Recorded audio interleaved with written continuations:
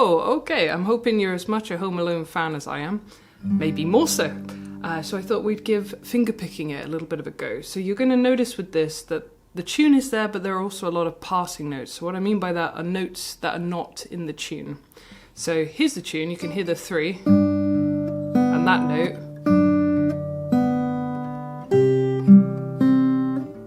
But there's things going on in the background, all right? Don't worry about the things that are going on in the background. As you get better at this, you can bring out the tune a bit more just by giving it a little bit more force when you're plucking. But don't worry, we can do that later. So let's look at line 1 then. And as you can see, I'm already thinking, okay, G chord essentially, and it's a G chord walking down. So I've got my ring finger over there on the 3, on that note of D. My middle finger's up there on the G. That's the other 3. This guy's just hanging loose in case it's needed. It can't help it. It's muscle memory, but you don't have to put that one down. Don't worry. And then we're using Pima fingers as always. So the thumb's taking care of the bass notes. The index is on the G. The middle finger is on the B. And then your ring finger's over there on the E. And if you were where you should be, near the sound hole, you should be leaning on your little finger so you can find everything nice and easy. Don't pluck up here. I'm only doing that to show you where everything is in case I forget to tell you which fingers I'm using. But anyway, so we're going to pluck together because they're in a line. Whenever tab is stacked like that and you have 2 numbers in a line on top of each other, in a column if you will, that's when you're plucking together. So we're going B string and E string, plucking together. And then immediately we've got a bass note after it, so we're going to the D. And that's those first 2 notes. So that is going to be a coffee, or 2 quavers, 2 1/8 notes. Yeah, I just find it easy to think coffee. And then it's immediately followed by some T, because you have a crotchet afterwards, or a quarter note. So you're plucking, moving down with your thumb for the D, and then taking this finger off to get that B, that open note. And then you just walk down a little bit. So did you see this one comes up to find the 2? If yours is hanging loose anyway, just pop it down on the 2. This one comes back down, stays put, then comes off again. So that whole bar then we're going to go.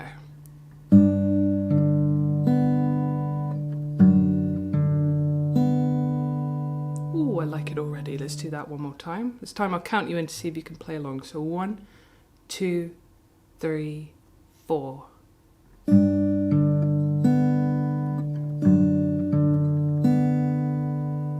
Alright, and I reckon one more time for luck, because I want you to feel that movement a little bit easier. So here we go.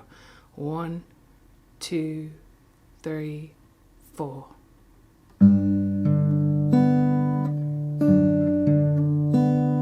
Good, and then can you see my fingers already thinking about the next bar? They're thinking move into a C shape. And they're very used to, because I do a lot of songs that use the E string as a tune alongside the C chord, they're used to moving to that. But I know that that might take some time for you guys, but they're going, okay, I know I need that 3, and then I'm telling myself to put down a C chord for the rest of it. As you can see, there's nothing else of a C there, essentially. I've not written 3, 2, 0, 1, 3. So don't feel you have to put that down. I just like it as a nice safety blanket in case I pluck the wrong string. But also then I can do things like that, which is quite nice, where you're just sort of doing a staggered pluck, if you will. So it's just quite sweet. It's nice to have options, right? If you don't want to do that, that's fine. You could just use different fingers. In fact, you could probably, let's have a think about how you might do it another way. I don't know, I would still like to do it in that formation, because if you do it like this, ooh, you've got to take your hand off and move it. Whereas if you've got a sort of C chord going down, it's all in the right place, ready for you. So, take my word for it. Experiment, try and put best part of a C chord down, even if you find yourself rocking. So maybe you start with the 3 there and you're sort of rocking back onto the 1. At least you're thinking C, so I'll take that. So again, we're plucking because they're stacked, and we're going A string and E string. And this time we're not bouncing on the thumb, we're going to the index, because the index takes care of our G string. It's a funny thing to say, isn't it? But anyway, plucking, and then you're back to that 1, or you could hold the whole thing down, which is nice because it keeps the chord ringing. And then we're coming back to that G shape. I'm using my little finger to find the 3. That one's going up, these guys are coming off. So let's do this bar all together. And I'll count you in this time. Oh, and I should say rhythm is coffee, tea, tea, tea. Because we have a crotchet rest at the end. We must count that because it's showing you that essentially this G is worth 2. And subscribers will know that I always put those in because the tab I use from Noteflight never shows minims, which is frustrating. So I put in crotchet rest all the time so that you can see then that it's, I want you to hold it for 2 beats. All right, rewinding to the beginning of this bar. I'll count you in. 1, 2, 3, 4. And one more time. 1, 2, 3, 4.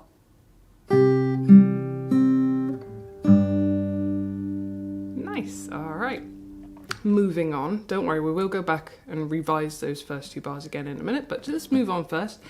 I'm going to an A minor shape because that way I don't have to worry about these 2s. If I get them the wrong way around, it's not the end of the world then. So A minor is down. Again, I'm plucking. I kind of think of this motion as a pinch, so if that helps you remember it, think pinch. Pinch is there. And that's your A string and your G string together. And again, like the first bar, your thumb is going to move down. Like so. So here we go. Index and thumb plucking for that coffee. And then we've got our ring finger for the T on the E. And then I'm coming back into that G shape I've just used. If it helps you, because I know that G shape is going to feel very foreign for a long time for a lot of you, think of it a little bit like a G7, okay? If that helps, because I promise this is worth knowing, this shape. I know that when we start out, we learn it that way. I did too. I really did. But then when you're moving a lot between C's and G's and F's, that version is the easiest one because as you can see, you can just move really seamlessly between them. So try and practice that. It's worth it, I promise. But anyway, little finger is on the 3, on the B, the note of D, everything rhymes. Your ring finger is up there on your 3 on your E. Oh, sorry. So all together, that bar from our A minor, we're going to go cough, coffee, tea, coffee, coffee. And you can feel it's building to something. So you do want to get those all equal. If you don't, they're going to sound kind of odd. They're okay, but they don't build you as well as if you get those quavers nice. Those 8th notes. All right, let's do this bar all together. 1, 2, 3, 4. And we'll do that one more time. A minor. 1, 2, 3, 4.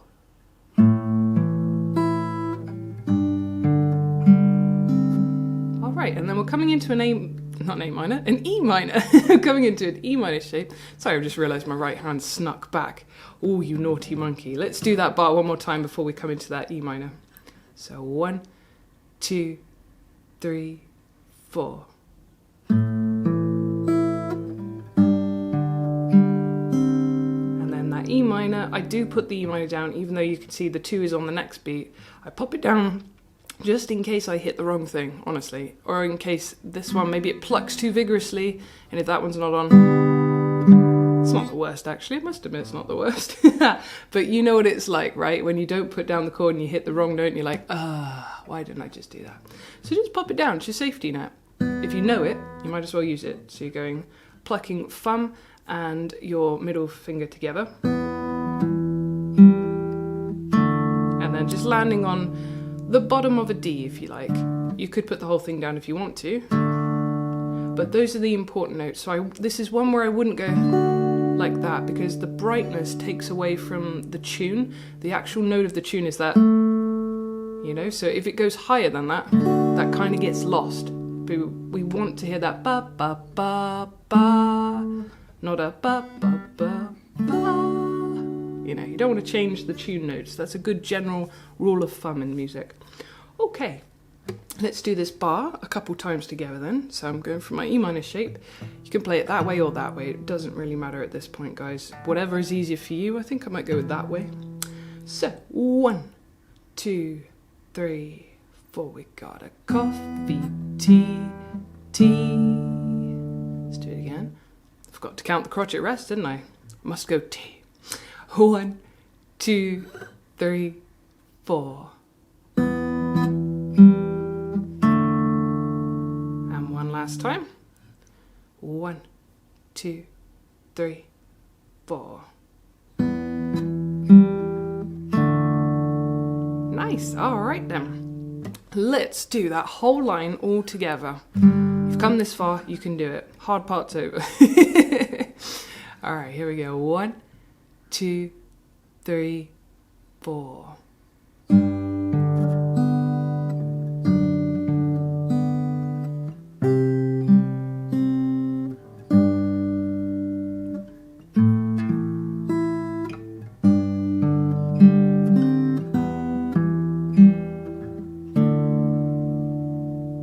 Well done. Should we do it one more time? I think we shall. Let's do it. And remember, go nice and steady. Don't try and go at that kind of speed. That will come in time, okay?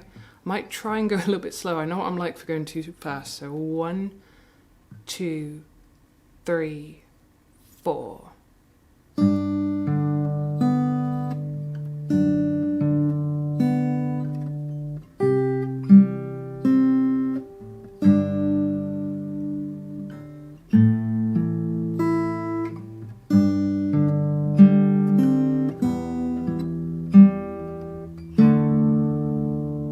You'll be happy to know the next 2 lines, you can already play them, or the next 2 bars I should say, not the next 2 lines, but the next 2 bars you definitely know. So bar 5 and 6 you know already because that's bar 1 again. And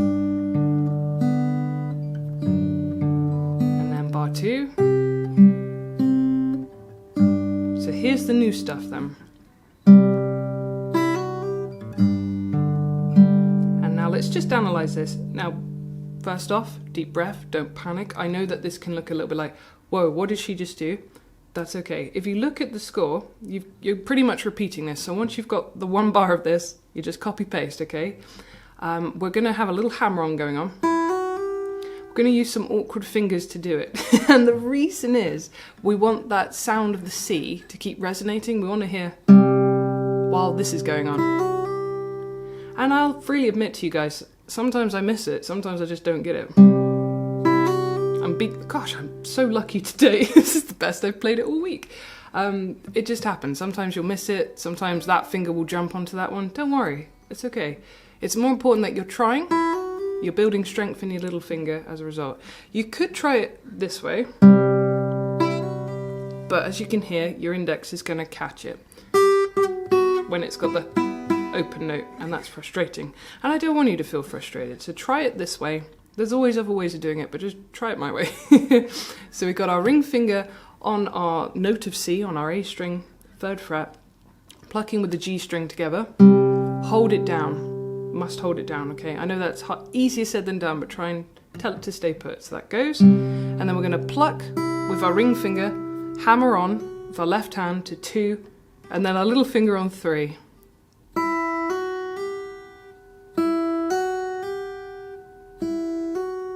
If I take that off for a minute, I just want you to see, I promise that is what I'm doing. Let's get the right fingers. It's very awkward like this, okay. All right, it just takes practice to get that. I know it, people will be going, oh, I can't hear it, Rose. It just takes practice. Honestly, I probably used to drive my family insane. I'd be sat there doing this, watching TV, you know, that kind of thing. It doesn't happen overnight, but it's worth it if you can get it, so just practice. So all together, that little phrase, you've got your C that you're plucking. You're not putting the whole thing down, I should stress that. I just think of the note of C and a G as a C chord, because it essentially is. So we're going like that, hammering on. So pluck, hammer them on as quick as you can, and then you're coming into that G shape again that we're getting quite familiar with now. And your thumb does jump to the D string, and then index behind it. So in terms of our rhythm, we've got a T and then perhaps a Jessica. Jessica! That's a rhythm we don't normally see. We normally see that in 6/8. This is in 4/4. But that's why it's got a little 3 underneath it. It's saying 3 in the time of 2, which means 3 quavers or 8th notes in the time of 2 of them. So you're squeezing it in, so it's got to be fairly fast. Hence why hammering it on gets the speed up. All right, enough waffle from me. Let's just keep trying it, shall we? Let's do this at least 3 times because, well, actually we've got repetition anyway, so let's do it twice. 1, 2, 3, 4. All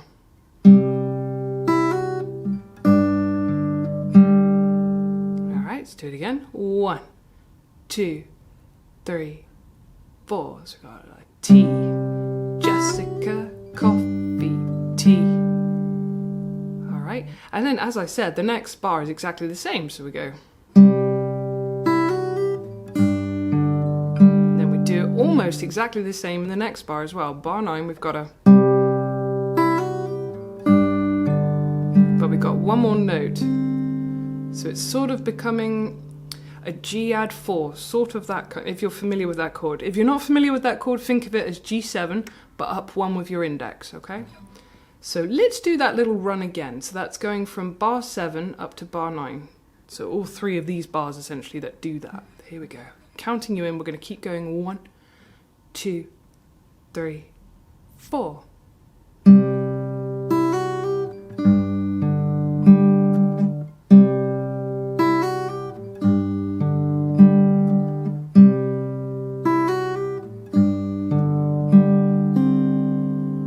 That's all that's happening. This one's hanging loose, I promise. Let's do it one more time. 1, 2, 3, 4. And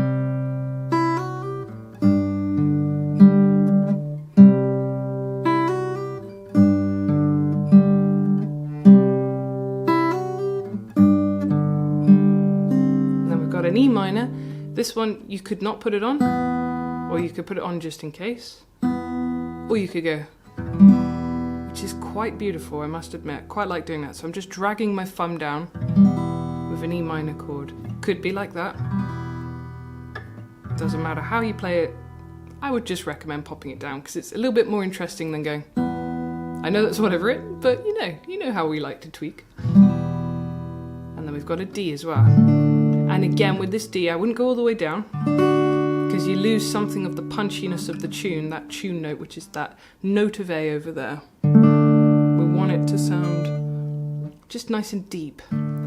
So let's go from the bar just before that, bar 9, where we're going from that C shape. 1, 2, 3, 4.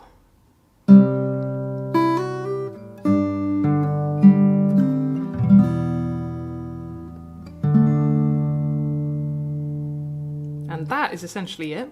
And then you loop all the way around, do the whole thing again, and when you're ready for it to end, you pop down a G. You can either go like that, and that's essentially 2 Gs being plucked together, this one and your open one. Or again, if you want it to sound, you want to impress your friends, maybe do a nice soft drag of your thumb across all your strings on a G chord, and that would be beautiful as well. Okay then guys, not bad. Let's see if we can go all the way through this song then, okay? I'm going to try my hardest to keep this right hand up here behaving. Can you see how much it doesn't like being up here? It just goes, I'm going to sneak away, bye. Just try and stay, right hand. Okay, all the way through. That said, I'm going to drop the repeat at the end, just so that this video isn't, way too long for you guys. I want to hold your attention. So, from the top, all the way through, and we're landing on a G at the end. Nice and slow. 1, 2, 3, 4.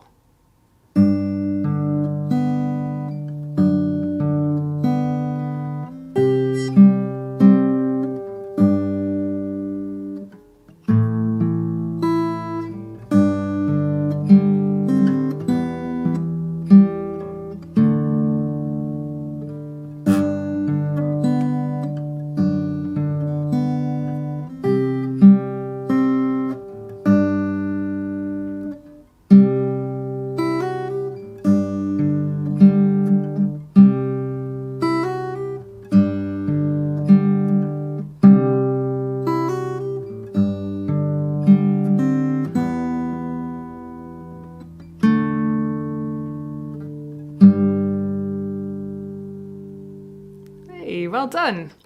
Okay, so there you go. That's Home Alone all the way through. Thank you so much for watching. And remember, if that's still too fast, you can slow these videos down. Equally, if it's too slow, you can speed them up as well. Whichever you want to do, I don't mind. I just hope that you enjoyed playing it. It's a nice little tune, right? Another gem by John Williams. Thank you for watching, guys. Have a lovely Christmas. Bye!